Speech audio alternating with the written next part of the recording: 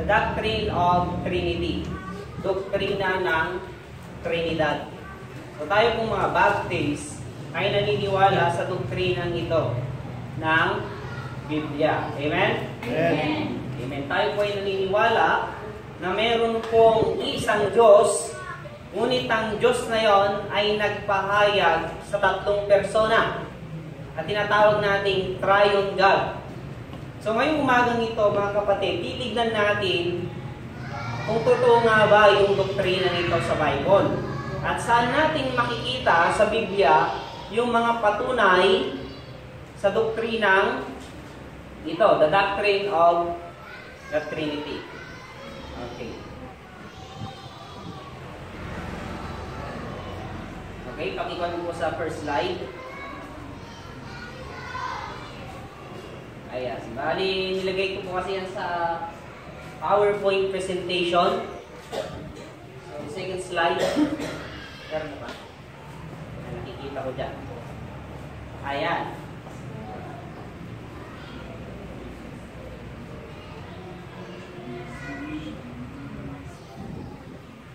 The doctrine of Trinity. Okay. So, English po ito, pero ipapaliwanag ko po yan ng Tagalog or Ilocano po mamaya, mga kapatid. So, this lesson concerns itself with the scriptural evidence on which the doctrine of the Trinity rests simply because it is a truth of the divine revelation and not of human reason. So, hindi lamang po ito ginawa-gawa ng tao o ginawa-gawang doktrina ng tao, no po? Bagkus, ang doktrinang ito, mga kapatid, ay halaw or galing po dyan sa Biblia. Okay, next slide. The word Trinity does not appear in the Bible. Kahit basahin niyo po ng maka 1,000 beses ang Biblia, mga kapatid, hindi natin matatagpuan yung salitang Trinity sa Biblia. Wala ka pong mababasang Trinity. No? Ngayon, ang tanong, saan ba galing ang Trinity na salita? Titignan po natin yung kanyang history, Trinity. Sa Tagalog po, ang salitang Trinity ay Trinidad. Trinidad. Okay, ito po yung kanyang history. About AD 220, Tertullian reportedly used the Latin term Trinitas. So, ang Trinity po ay galing sa salitang Latin na Trinitas to define and describe the tri-personal existence of God. Okay? So, sino ba itong si Tertullian? Si Tertullian po was an early Christian author from Carthage in Roman province of Africa. So siya po ay taga-Africa, no? Siya po ay isang author o writer, Christian writer po siya. So si Tertullian po ay isang Kristiyano, mga kapatid. No? Siya po isang writer at siya rin po ay isang theologian. So siya po yung unang gumamit ng salitang Trinity or Trinitas sa Latin word, na kung saan ang Trinitas po is to define and describe. Ito pa ay upang tukuyin at ilarawan ang tri-personal existence of God. So bago po ang lahat, tayo po manalangin po muna tayo, mga kapatid. Humiling po tayo ng gabay mula sa Panginoon. Let us pray. Dakilang Diyos na banal, na sa langit, aming Ama, nagpapasalamat po kami sa umagang ito na niloob mo, Diyos ko, na kami, Panginoon, ay magsama-sama upang mag-aral ng iyong salita. Dalayan mo nga po, Ama, na tulungan nyo kami. Bigyan nyo po kami ng kaliwanagan sa aming pong mga pinapaniwalaan doktrina, na ito naman po ay base sa inyo pong mga salita. Patawad sa mga pagkukulang, karumihan, kasalanan na aming nagawa. Kulang po aming dalangin sa ngalan ng Panginoong Jesus. Amen. Amen. Okay, you will now take your seat. Salamat po sa pagkakatayo. So, ituloy po natin. So, ito po yung history kung saan unang ginamit ang salitang Trinity. Ito pala ay nagmula kay Tertullian, na isang Christian theologian. Siya po isang writer, Siya po isang author, no? So manunulat po itong si Tertullian. So ginamit niya po ang salitang Trinity or Trinitas sa Latin upang tukuyin at ilarawan ang tri-personal existence of God. Naunawan po natin? So wala pong Trinity word sa Bible, no? Ang salitang Trinity po ay naglalarawan at tumutukoy sa tri-personal existence of God. Ano po? Ayan. Next slide. So the Westminster or Westminster Shorter Catechism says, ito po ay, ang ibig sabihin po ng catechism ay principle, Christian principle po. Yung paniniwala ng mga Kristiyano. Sabi po dito, there are 3 persons within the Godhead. The Father, the Son, and the Holy Ghost.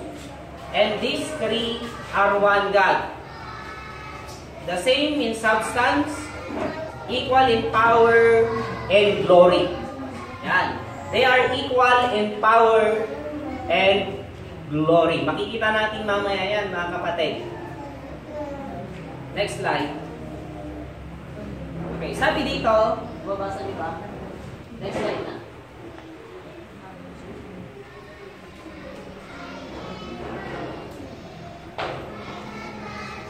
Next slide. Okay, so the Bible does not teach there are 3 God. So ang Biblia po natin na hawak-hawak, the King James Version, hindi po nagtuturo na mayroong 3 totoong Diyos. No? In Deuteronomy chapter 6 and verse 4, kung titignan po natin dito sa Deuteronomy, no? Sabi po niya dito, tinagalog ko po, kinuha ko po yung kanyang Tagalog. Dinggin mo, O Israel, ang Panginoon nating Diyos ay iisang Panginoon. So meron po tayong isang Diyos, meron po tayong isang Panginoong Diyos. Amen? So tayong mga Baptist, mga kapatid, hindi po 3 ang ating Diyos. Meron lang po tayong isang Diyos. Yan po ang turo ng Biblia. Merong isang Diyos. In John 4:24, next slide, ang Diyos ay Espiritu. So God is Spirit. Pag sinabi natin ang Diyos ay Espiritu, hindi po yan natin nakikita, tama? Okay?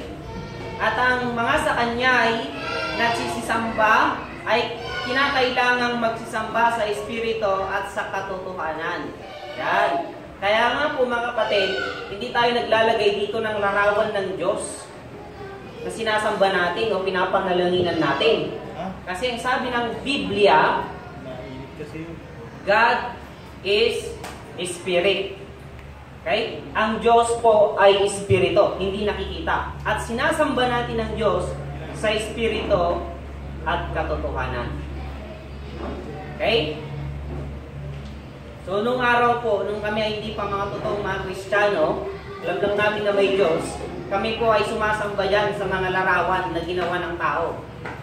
So, ginagawa po ng nanay ko noon, pag pumunta kami sa malaking simbahan, yung panyo, pinupunas ko sa may ripulto na kahoy, tapos ipinapahid ko sa mga may karamdaman. Masakit yung tiyan namin noon, pinapahid. Yan. So, ganun po yung ginagawa natin. Pero pala, nung kami po mga kapatid ay naliwanagan na, nalaman na namin na ang Diyos na totoo, tinanggap namin ang Panginoong Hesus, naging Kristiyanong tunay, ang Diyos pala ay Espiritu, kaya dapat nating sambahin sa Espiritu at katotohanan ng katang Diyos. Ang Diyos. Amen? Okay. So number 1 point, the God of the Bible is the only true God. Ang Diyos ng Biblia ang siyang iisang tunay na Diyos. Amen?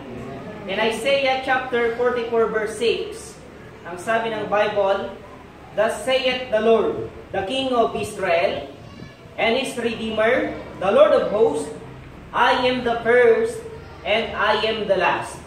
And beside me, there is no God. Beside me, sabi ng Bible, sabi ng Diyos, there is no God. So, the God of the Bible is the only true God. Hindi po marami ang Diyos. Amen? Amen. Yung Diyos lang pong tunay, ang totoong Diyos at nag-iisang Diyos.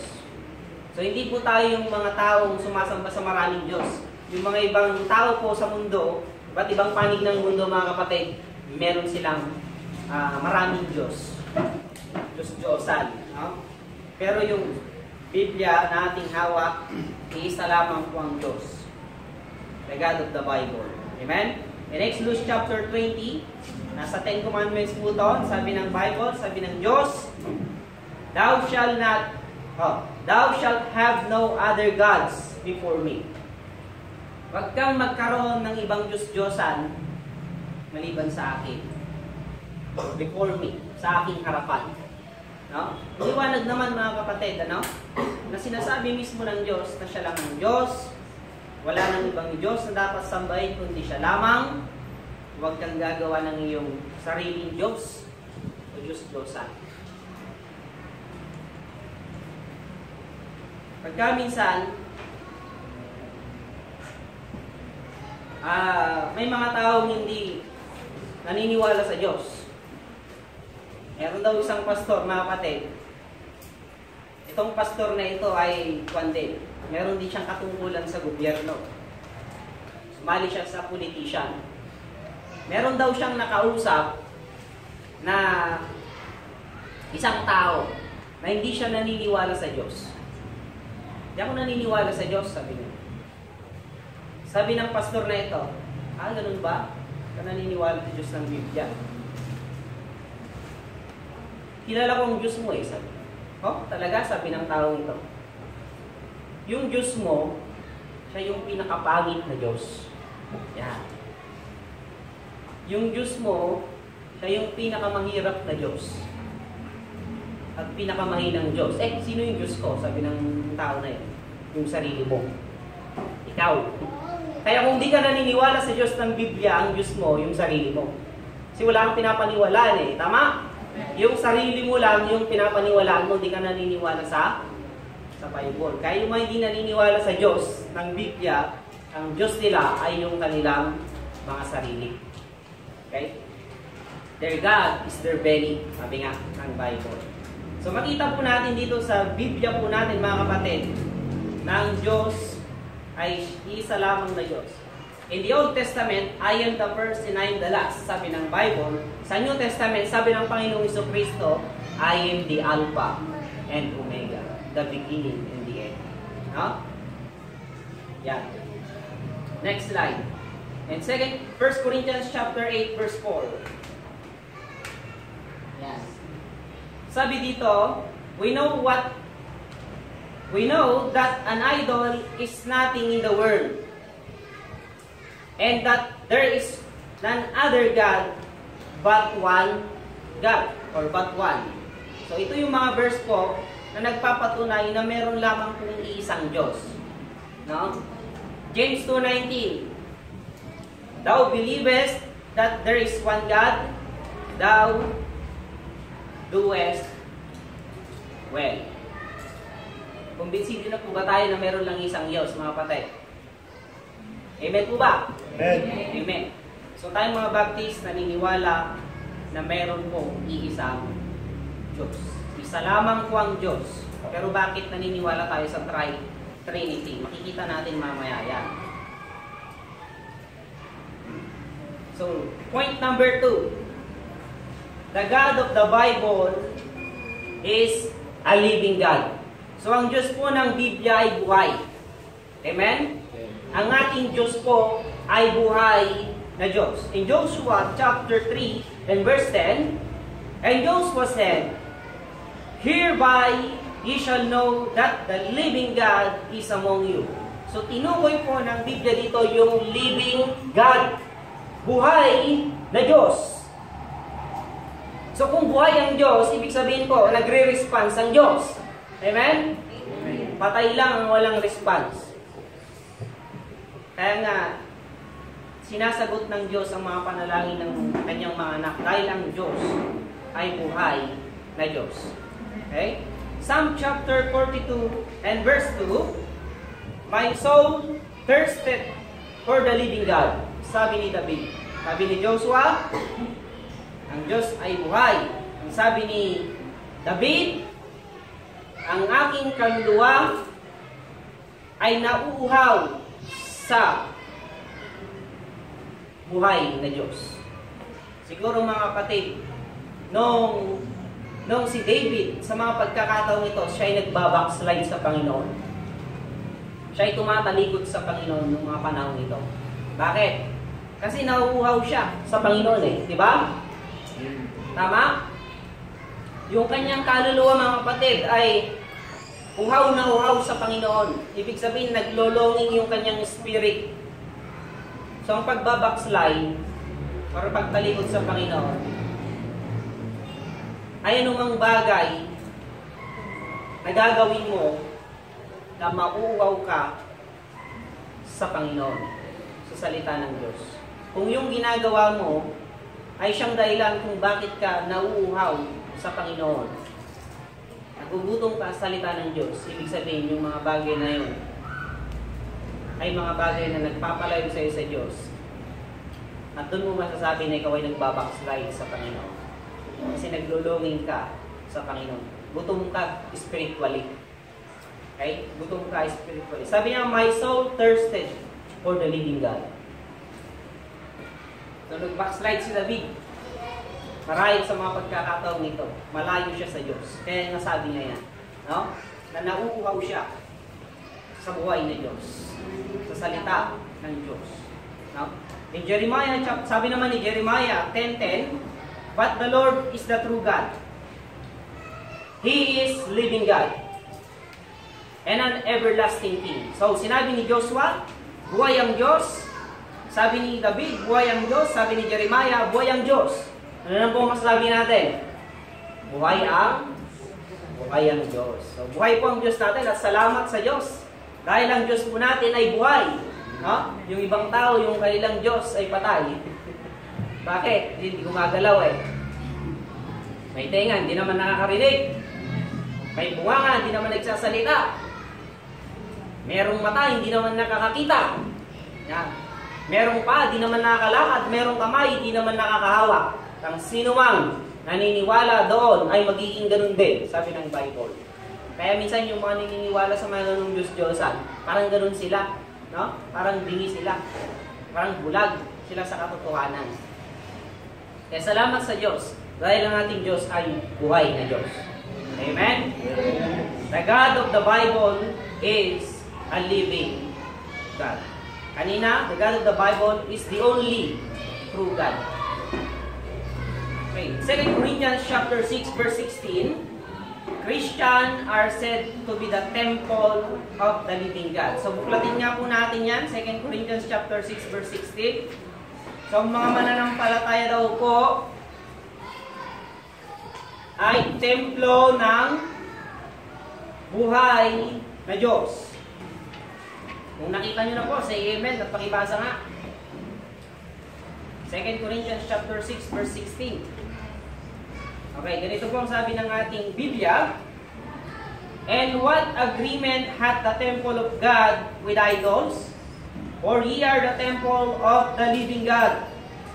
As God hath said, I will dwell in them and walk in them, and I will be their God, and they shall be my people." Sabi po ni Apostle Paul, ang buhay na Diyos, ang templo ng buhay na Diyos ay ang ating pong katawan. At ang sabi niya, ano ang, sabi dito, what agreement had the temple of God with idols? Meron bang pagkakasundo ang mga Diyos-Diyosan sa templo ng Diyos? Binigyan ko siya yan. Temple of God, our body, versus idols, yung mga ribulto, yung mga Diyos-Diyosan na sinasamba ng tao. So, meron pong enmity between that two, mga kapatid. Meron po silang conflict sa dalawa.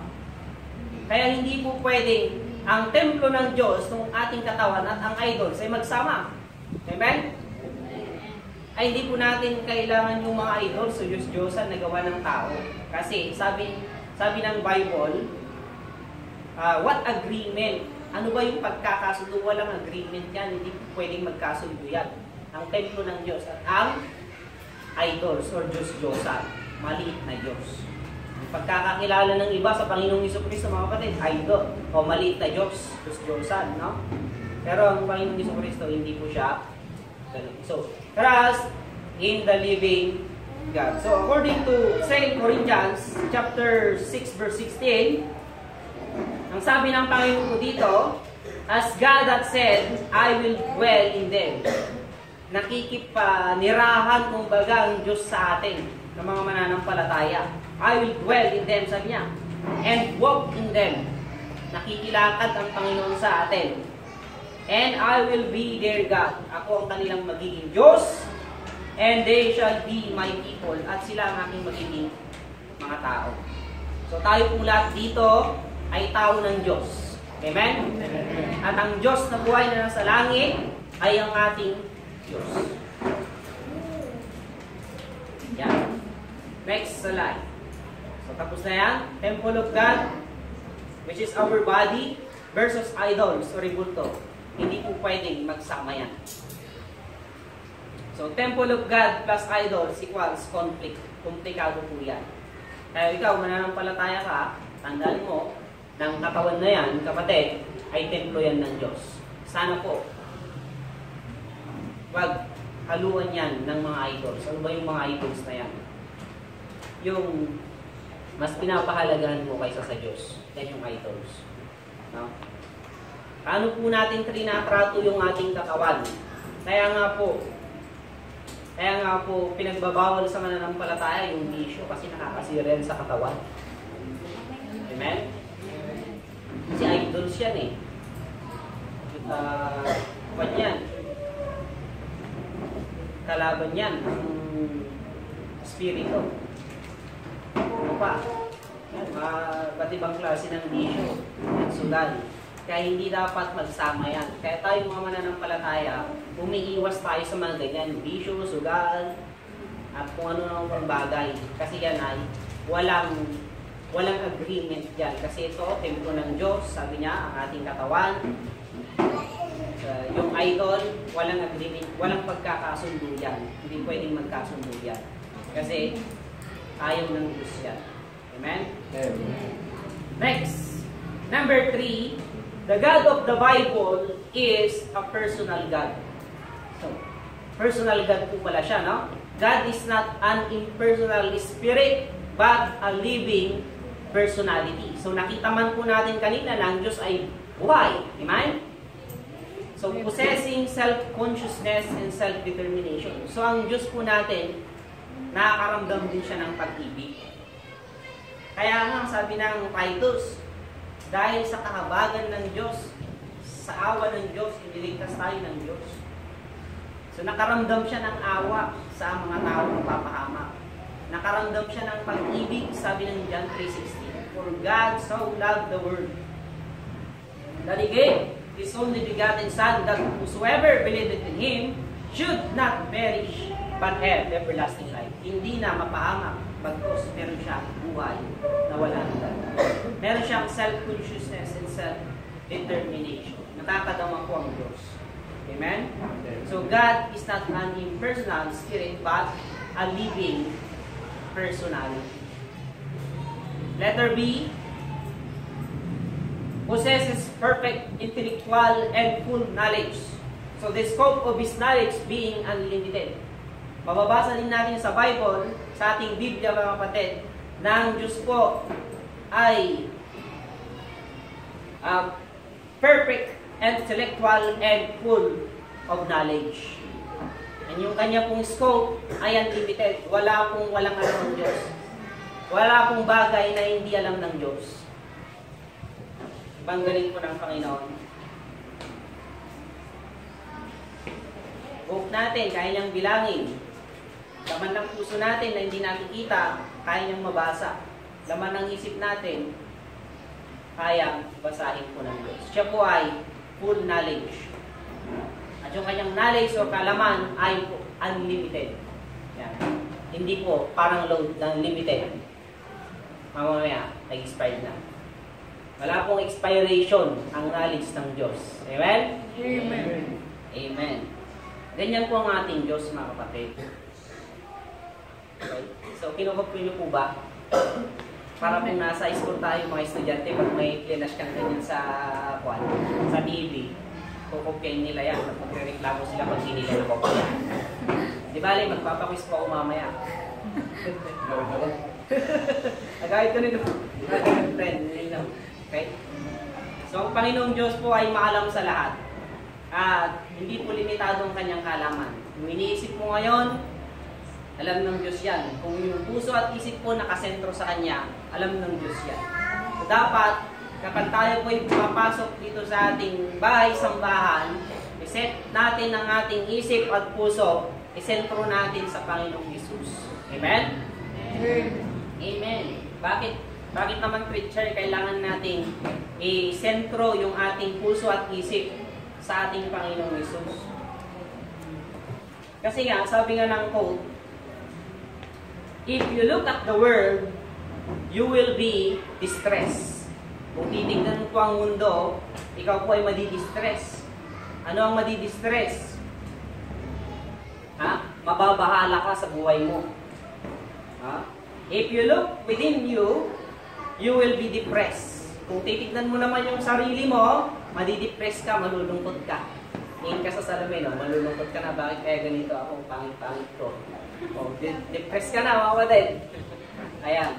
Titignan mo yung sarili mo, mapangkutya. Yan.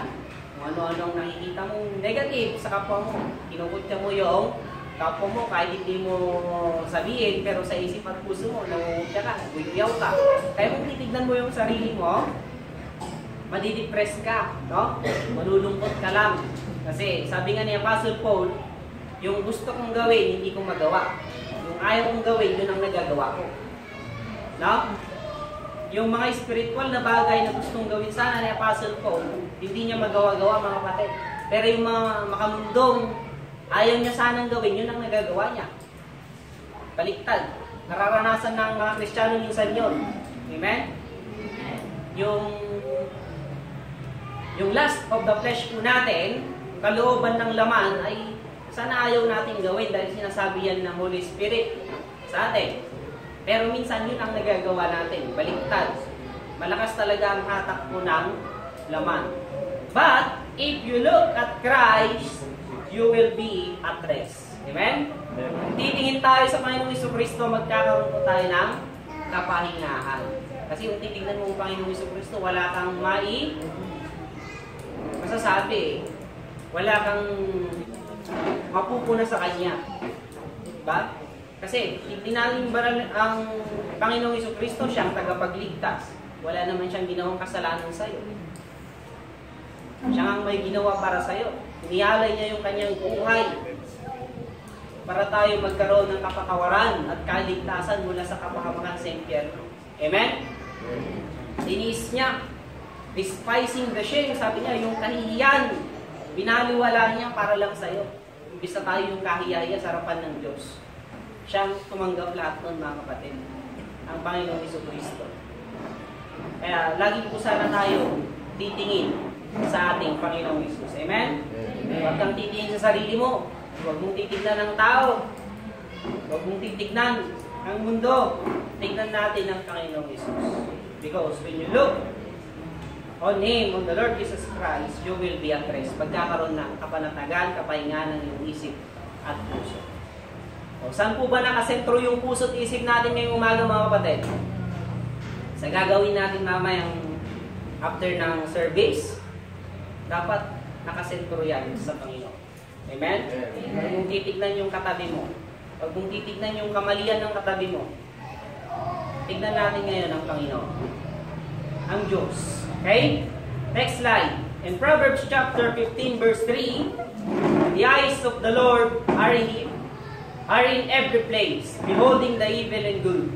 Okay? Tignan po natin yung nalis ng Diyos, yung mata niya. Yung mga mata ng Diyos nakatingin sa lahat ng dako. Gano'n kaya kalaki ang mata ng Diyos? No? Dahil nakikita niya lahat. Ha? Beholding the evil and the good. Nakikita ng Diyos. Nakikita ng mata ng Diyos ang masama at mabuti. Transparent po yung mata ng Diyos. Hindi lang physical yung nakikita ng Diyos. Pati yung inner. No? Tandaan po natin yan. At alam ko mga kapatid na hindi na po bago sa inyo yan. Alam nyo na yan. Na ang Diyos, hindi siya tumitingin sa pang-physical. No? Nakikita niya, tumitingin siya sa ating puso. So lahat ng dako, sabi ng Panginoon, ng Proverbs, ang mata ng Diyos nakatingin. Kaya nga nung nagbigay ng offering, doon sa noon, nung Panginoong Jesucristo nabubuhay, no? Nabubuhay ang ating Panginoong Jesucristo, doon sa templo, tumitingin siya sa mga nagbibigay ng offering. Di ba? Tinitignan niya ganyan. So may mga Pariseo, nagbigay sila ng dami. Dami nang binigay talaga. Pero namang kawawa, lupa, nagbigay ng maliit. Maliit lang yung binigay niya. Sabi ng Panginoong Jesucristo, siya ang pinakamaraming ibinigay.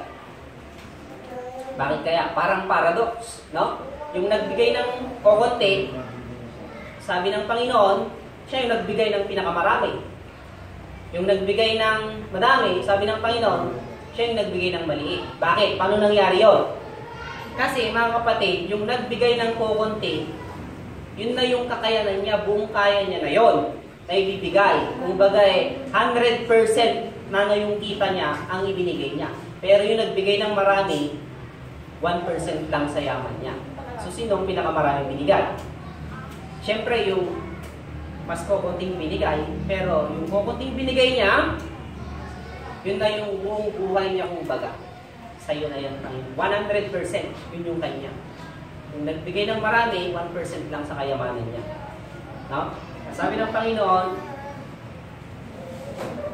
mas maraming ibinigay itong lupa. Okay? So, ang mata ng Diyos nakatingin sa lahat ng dako. Sa puso mo, sa isip mo, sa lahat ng ginagawa mo, tumitingin ang Diyos.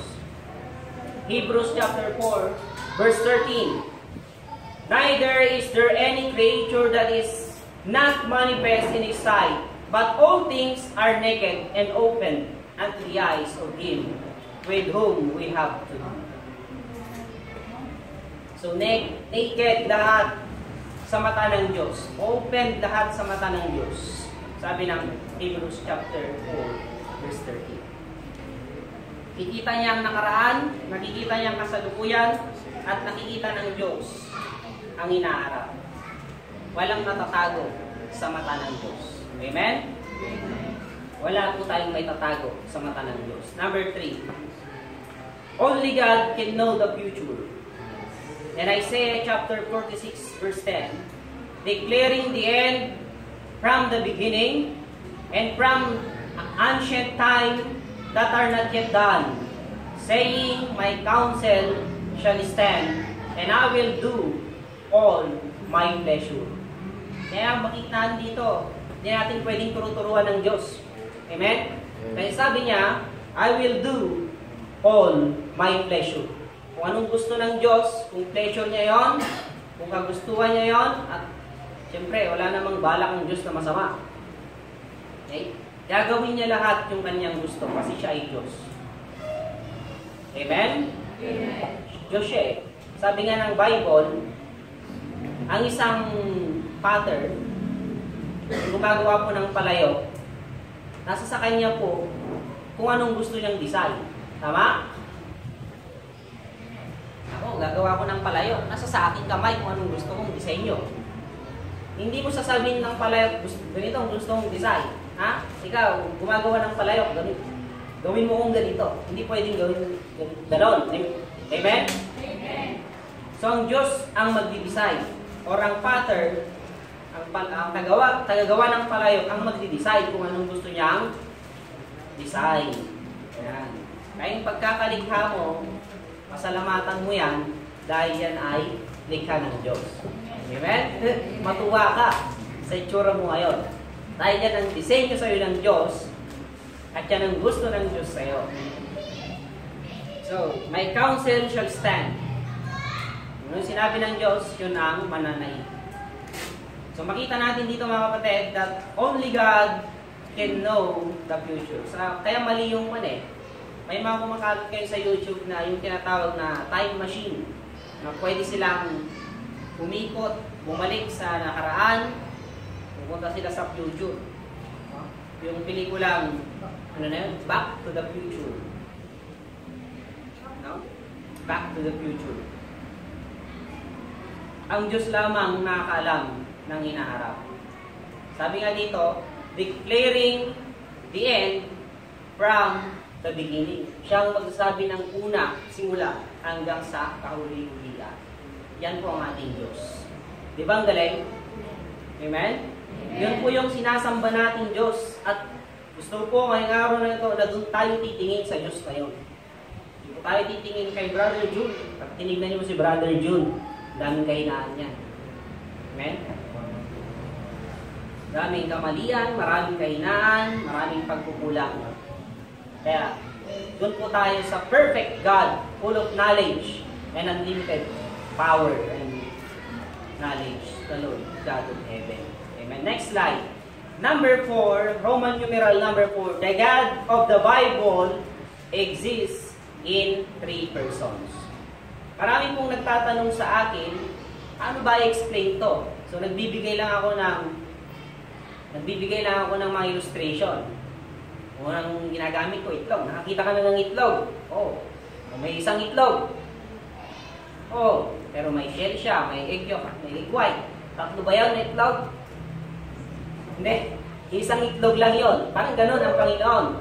Merong isang Diyos, pero nagpahayag sa 3 persona na tinatawag nating Triune God. Huh? So, letter A, within the Godhead, there are 3 persons. The Father, the Son, and the Holy Spirit. And these 3 are one God.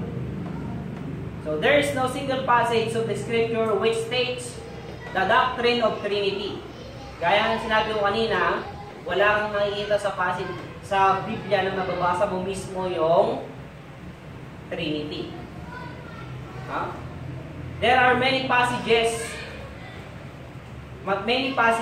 no? Maraming account dito sa Bible na nagpapakita yung tinatawag nating doktrina ng Trinity.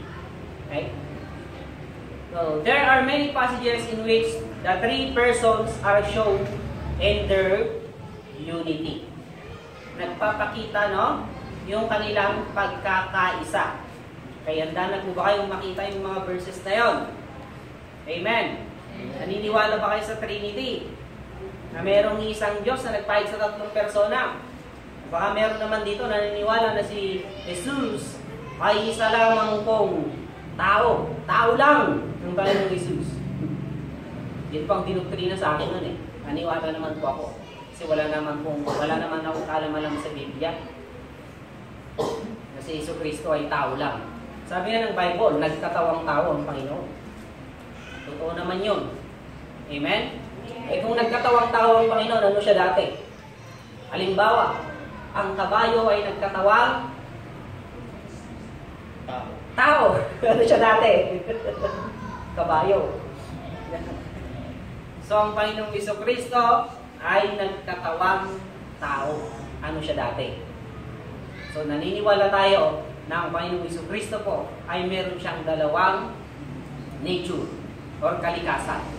Naniniwala tayo na ang Panginoong Jesucristo 100% tao. Ha? 100% ang Panginoong Jesucristo nagkatawang tao. Naniniwala po tayo doon. Kasi siya ay natulog, siya ay umiyak, no? Siya ay, namatay. Yan. So, yung physical na katawan na nararanasan ng tao, ng normal na tao, naranasan niya. Kaya naniwala tayo na si Kristo, nagkatawang tao. Oo, 100% tao si Jesus Christ. Pero, hindi lamang po siya tao. Ha? Hindi lang po siya tao, sapagkat siya po is Diyos na nagkatawang tao. Espiritu po siya na nanggaling sa langit, nagkatawang tao po siya. No? Through the Holy Spirit. Through the Holy Spirit, na ipagbuntis po itong si Jesus Christ. Sa kapangyarihan ng Diyos, nililiman si Maria ng Banal na Espiritu at nagbuntis itong si Maria. Ito po ay power of God, amazing power of God kung bakit na ipagbuntis itong si Jesus Christ. Amen. Next one. Next slide. Number 1, we see the three persons in God, in the Godhead in creation. In Genesis chapter 1 verse 1, anong sabi ng Biblia natin? In the beginning, God created the heaven and the earth. Okay? In Genesis 1:26, sabi niya, and God said, let us make man in our image and after our likeness. In the beginning, God created. Nilikha ng Diyos ang langit at lupa. Anong sabi niya sa verse 26, and God said, sabi ng Diyos, let us make man in our image and after our likeness. Sabi ng Diyos, let us. Sinong kausap ng Diyos dyan? Ha? Wala naman anghel. Hindi naman ang anghel, hindi naman creator yung mga yan. Sila nilikha ng Diyos. Hindi pwedeng pumantay ang Diyos sa anghel. Ang mga anghel po, sabi ng Biblia po natin, mas mataas lang sila ng konti sa atin, ang mga anghel. No? Tayo po yung mga sumusunod sa anghel. Sa level sana ng paglikha ng Diyos, mga anghel, tapos tayo na. Tapos mga hayop. So let us, pag sinabing us, ibig sabihin plural yan. Amen? Let us, sabi ng Panginoon, let us make man in our image and after our likeness. Sa ating imahe, gumawa tayo ng tao. Sa ating kalikasan. Ayan. Makikita natin dyan na let us, marami sila. Diba? Pwedeng dalawa, pwedeng tatlo yan.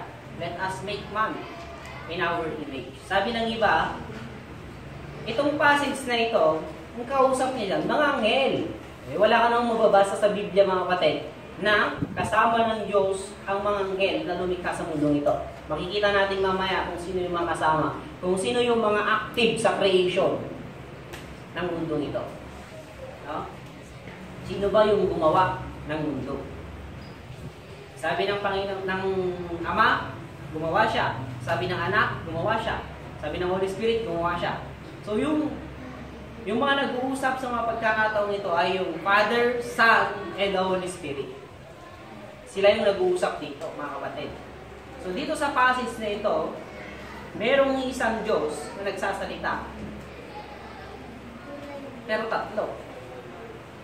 Tatlo yung involved po dito. No? Tignan po natin. Number 2. Just as God the Father was active in creation, so even so was God the Son. So ang Father, active siya sa creation. Buksan po natin sa John chapter 1 verse 1 to 3. John chapter 1. Anong sabi po niya dyan? In the beginning was the Word, and the Word was with God, and the Word was God. Verse 2. The same was in the beginning with God. Verse 3. All things were made by Him. O, sino daw yon? Lahat ng bagay ay nalikha sa pamamagitan niya. Sino ba yung Word dito? Na sintukoy. Si Jesus Christ po. Si Jesu Cristo ang word po na sintukoy dito. Sabi ng Biblia, siya ay God. Okay? The Word was God. Ang salita o ang verbo ay Diyos. All things were made by Him. Lahat ng bagay ay nagawa sa pamamagitan niya. O, hindi ba kasama si Jesus Christ na lumikha? Sa passage na ito, mga kapatid, makita natin na si Jesus Christ ay kasangkot sa paglikha.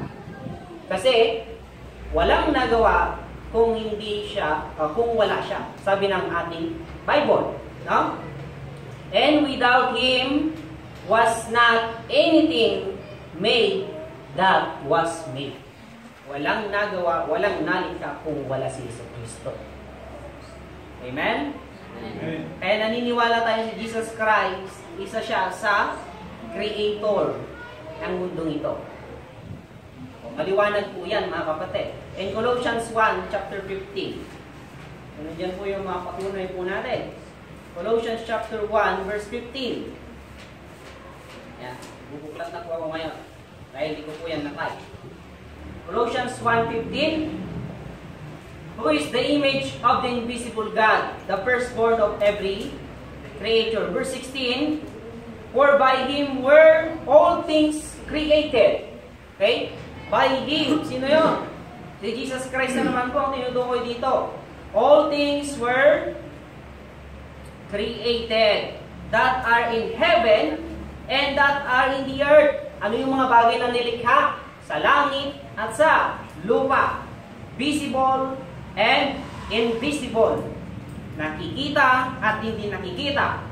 Whether they be thrones or dominions or principalities or powers, all things were created by Him and for Him. Lahat ng bagay ay nalikha sa pamamagitan niya kay Hesus Kristo. At yung mga bagay-bagay na yun ay para sa Kanya. Amen? Nilikha ka ba ng Diyos? Kung nilikha ka ng Diyos, para sa Diyos ka. Kaya lang, maraming tao ngayon na kontra sa Diyos. Hindi nila kinikilala si Kristo. Sabi nga ng Bible, kaya pala po tayo nalikha dahil para sa atin po siya. Yung Kanya nilikha ay para sa Kanya. Para may pupuri sa Kanya. Pero baliktad ngayon, ibang pinupuri ng tao. No? Imbes na nasa loob ng kapilya, araw ng linggo, wala siya, nasa palengke, kitinda. Amen? Nagtatrabaho siya, hindi niya mamaliwanan yung trabaho niya. No?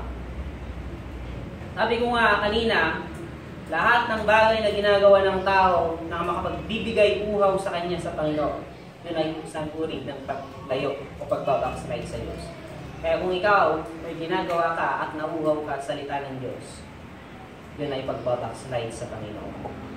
At kailangan mong bumalik sa Panginoon. Amen? Amen. So maliwanag naman dito sa ating Biblia ng Panginoong Jesucristo ay Creator. Mapapasubalian ba natin yan? Na si Jesus Christ ay manlilikha? Hindi. Dahil meron nasulat yan sa Biblia, mga kapatid. Na si Jesus Christ, no? Ang siyang gumawa ng lahat ng mga bagay-bagay sa mundo ito. Sino yung makasama niya? Titignan po natin. Number 3, and God, the Holy Spirit, Genesis 1:2. Balikan po natin ang Genesis chapter 1, verse 2. Ayan. So, ang Holy Spirit po ay active din po siya sa paglikha. Genesis chapter 1, verse 2. And the earth was without form and void, and darkness was upon the face of the deep. Madilim, no? And the Spirit of God moved upon the face of the waters. Nag-move po ba ang Holy Spirit? Nag-move po siya. Amen? Ibig sabihin, may ginawa siya. Move. Yan. Move upon the face of the waters. And God said, let there be light. And there was light. So makita po natin sa talatang ito ng Holy Spirit gumalaw. Nagtrabaho siya. Bagay, siya yung bumaba. Ni-scout niya. Madilim. Okay? In Job chapter 33 verse 4. Job. Ang Job po ay katabi ng Psalm. Job, Psalm.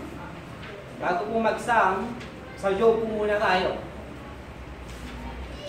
Malastis na.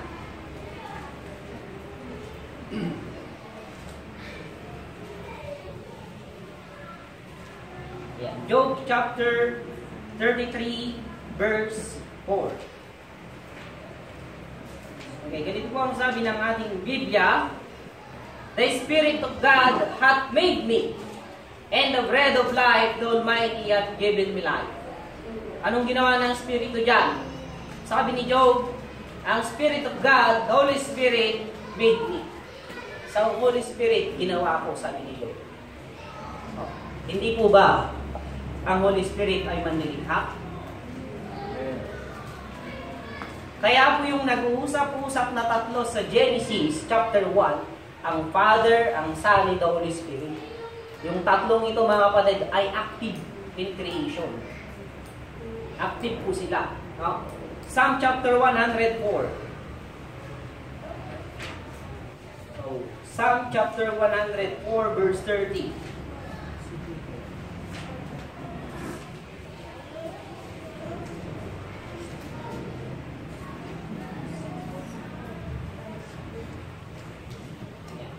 Sabi po ng Bible, verse 30, Thou sendest forth thy Spirit, they are created, and thou renewest the face of the earth. Anong sinend ng Diyos? Yung kanyang Spirit. No? And renewest the face of the earth. Kumbaga, binago nila. Binago niya yung mukha ng mundong ito. No? Kumbaga, siya yung nagpaganda, no? Thou renewest the face of the earth. Yung sabi ng Psalm.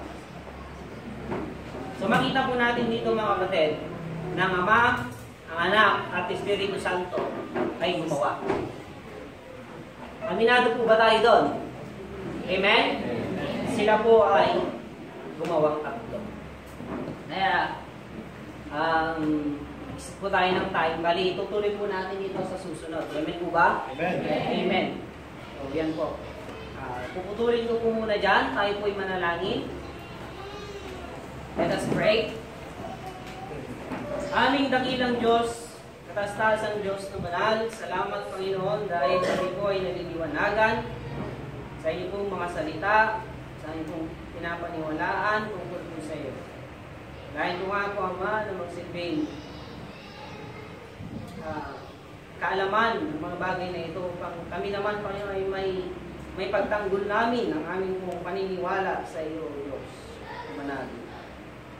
Dahil ko nga po na kailangan siyang aming makita. Kaulangan po siya ngayon may taas sa aming buhay. Tawad po, Ama, sa aming pangulang pagkakasala. Patuloy nawa, Panginoon, ng iyong presensya. Ang banal na Espiritu ang siyang magbukas ng aming puso at isip sa iyong mga salita. In Jesus' name we pray. Amen.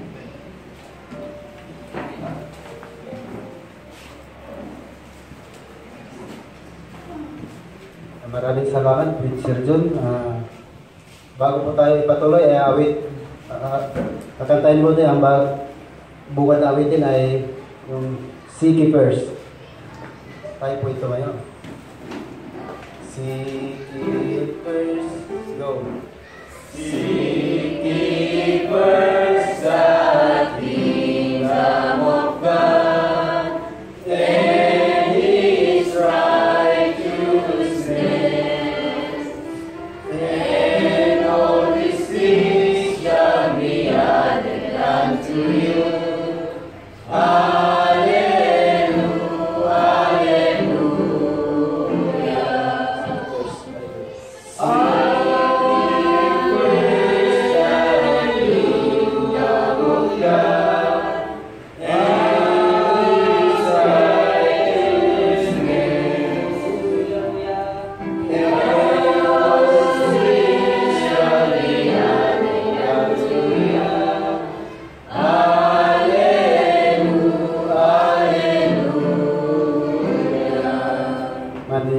Nakatayo at tayo po manalangin. Tagilan Diyos naman ang Panginoon sa lahat. Muli kami pasalamat Panginoon sa umagang ito na salamat po Panginoon sa bawat isa na binigyan ng panahon na makadalo sa inyong bahay panambahan at ganoon din po Panginoon sa inyong ginagamit na tagapagsalita ni Preacher John.